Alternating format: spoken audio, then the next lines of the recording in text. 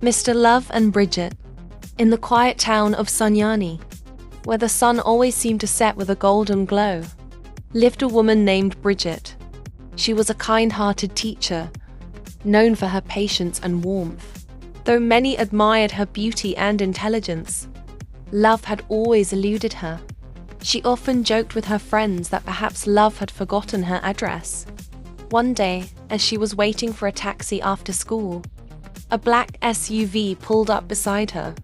The driver, a tall and well-dressed man with a charming smile, rolled down his window.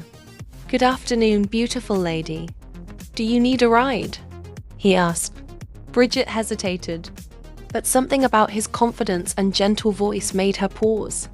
"I'm fine, thank you," she replied. The man chuckled. "I understand. These days, trust is hard to come by. But don't worry. I'm just a gentleman trying to help." She smiled politely and turned away, expecting him to drive off. But instead, he said, "My name is Mr. Love. I believe love is just waiting for the right moment to find you." Bridget raised an eyebrow. "Mr. Love? That's an interesting name." He laughed. "It's a nickname my friends gave me because I believe in love so much." "What's your name?" "Bridget," she said, still amused. From that day, their paths kept crossing. Mr. Love seemed to appear everywhere at the market, at church, even at the school where she taught. It was almost as if fate had assigned him to her. One evening, after a long day at work, Bridget found herself sitting alone at a small cafe, lost in thought. Then, a familiar voice broke her solitude. "May I join you?" Mr. Love asked, holding 2 cups of tea. She smiled. "You don't give up, do you?" He placed the cup in front of her.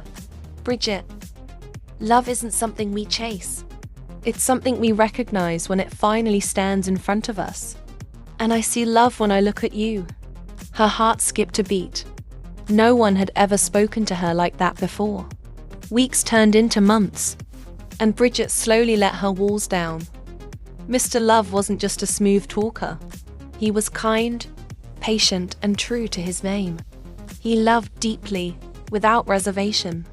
One evening, under the stars, he held her hands and said, "Bridget, I want to be more than just a man who appears in your life.